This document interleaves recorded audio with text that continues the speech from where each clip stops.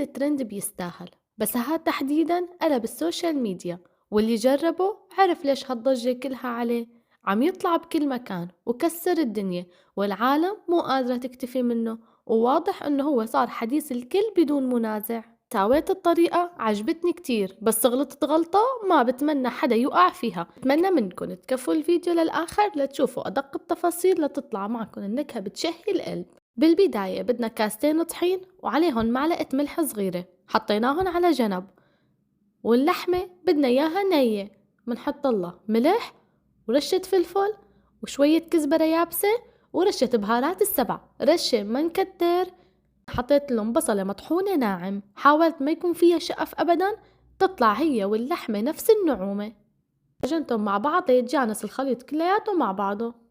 كورت اللحمة لدوائر، والدوائر حسب الحجم، يلي بيحب قطعة الششبرك صغيرة بيصغر قطعة اللحمة، واللي بيحبها كبيرة بيكبر قطعة اللحمة. وهون بلش الشغل المزبوط، لازم ندير بالنا لأنه أي غلطة انتزعت الطبخة. منجيب الكرات اللحم ومنحطن على مصفاية ناعمة ومنحطن بقلب المي الباردة، منحطن شوي بعدين منشيلن ومنحطن بقلب الطحين اللي عملناه أول الفيديو، هو طحين وملح. نرجع منعيد هالحركة 5 مرات أو 6 مرات، ما بتاكل بإيدنا ثواني. ومنحط كرات اللحم على جنب ومنساوي باقي الكمية. وكل ما كترنا طبقات الطحين كل ما طلع منظرها أجمل وأحلى.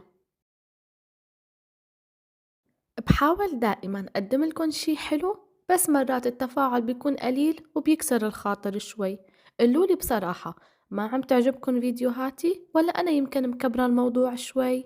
يمكن كلمة صغيرة أو لايك منكن هو كفيل يغير شعوري تجاه هالفيديو. أني متعودة أحكي هيك، بس عن جد بنبسط بتفاعلكن وبتعليقاتكن الحلوة، وبحس إنه صار إلي أصدقاء جديدة. كل يوم الصبح لازم في أشوف تعليقاتكن وكلامكن الحلو ورد عليكن تعليق تعليق. وهلأ خلينا نرجع للوصفة. منحط مي عم تغلي على النار وتكون واصلة لمرحلة الغليان، منسقط الكرات فيها. بس هون اوعى تغلطوا غلطتي، لا تحركوا العجينة أبدا أبدا، ولا تفكروا انه هي بتلزق بسفل الطنجرة كمان أبدا. أنا بس حركتن 4 5 حبات فرطوا، وفك الطحين عنن، وشوفوا بالفيديو شلون العجينة عم تطلع على المعلقة.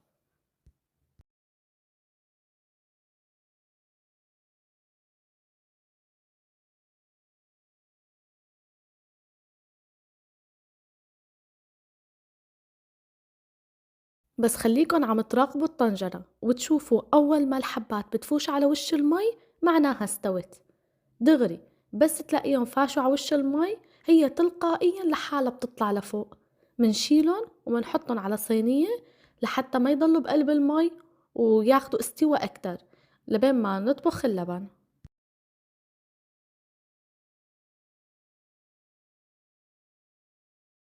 وطريقة اللبن أنا عاملتها بطبخات كتير، شيخ المحشي والشاكرية وكلهم بالفيديوهات القديمة، هو لبن ونشا وشوية ماجي، وكل كيلو لبن بده 4 معالق نشا.